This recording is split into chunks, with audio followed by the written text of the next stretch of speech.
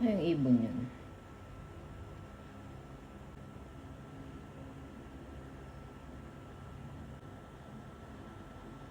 Baka kinakain na nila yung kamatis ko sa taas. Saan na nagpunta? Yun. Check natin yung kamatis. Check na natin yung kamatis sa taas. Oh, si Justy, laging malungkot. Ay, malungkot. Matamlay. Bakit? Manganganak ka na naman. Ha? Here we go again. Here we go again. Ah, napapagod na akong akyat baba. I'm not complaining. At magluluto pa ako ng munggo na may katuray. So, ang oras na is 5:15 ng hapon. See? Daming ibon.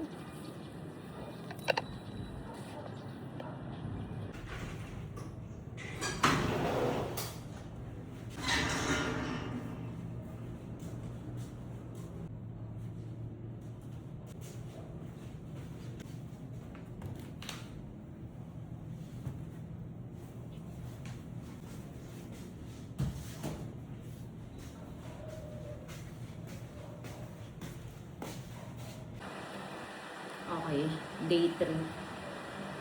Day 3, tinatanggalan ko na ng buto dahil ang tagal niyang matuyo. And hinati ko lang kasi siya sa half. So, makapal siya. Kaya ang tagal niyang matuyo. Kailangan siyang matuyo agad para hindi bahayan ng molds. So, alisan na natin siya ng buto para mabilis na siyang matuyo. Then, baka yung oven ko na lang siya. Nag-akselan tayo ng oras. Pero lesson learned. So, pag magpapatuyo ka ng kamatis, mas maganda. Maninipis lang. Slice nyo siya sa maninipis. Then, kung ipapaaraw, kung ibibilad sa araw, talagang expose sa araw. Kababat talaga sa araw. And, dapat yung nag-circulate yung air. Hindi yung tinatakpan siya kapag pinapaaraw. Yung pinakamadaling way para matuyo is sa oven. So, i-oven na lang natin siya. Pero kasi kung wala kang oven, syempre paaraw mo. Diba? So, yun lang. Re-rehydrate ko siya Hinuhugasan ko siya ulit sa asin. Yung water na may asin. Then, i-oven na natin siya. Siguro next, kung magpapatuyo tayo ng tomatoes again, kung nagmura na ang tomatoes, i-slice na natin siya ng malinipis kung sa araw natin siya patutuyuin. Okay.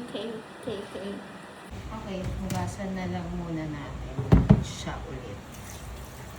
Para ni-rehydrate natin siya ulit.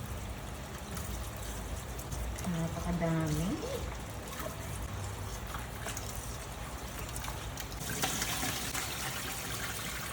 Para kung pangano. Pagkatapos kong patuyuin, hugasan ko ulit.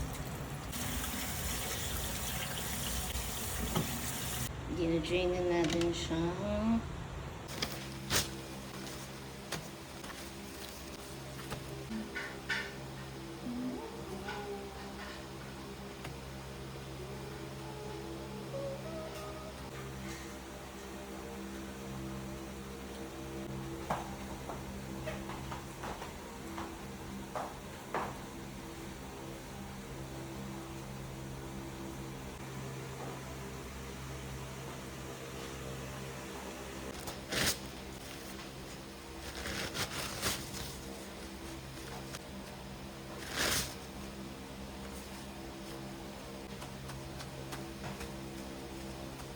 Nag-drain yung liquid sa baba. Lagyan ko siya ng salt and dry basil leaves.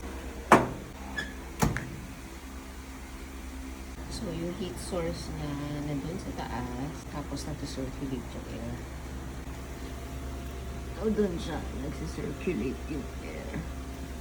Para ma-dry talaga siya.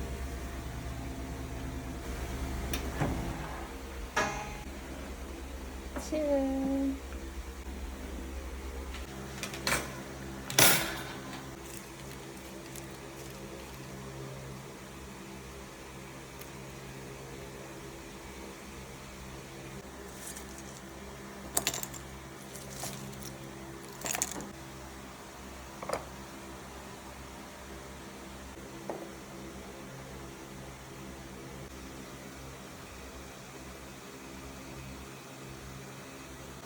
Ito lang siya. 800 ml. Ayan yung container.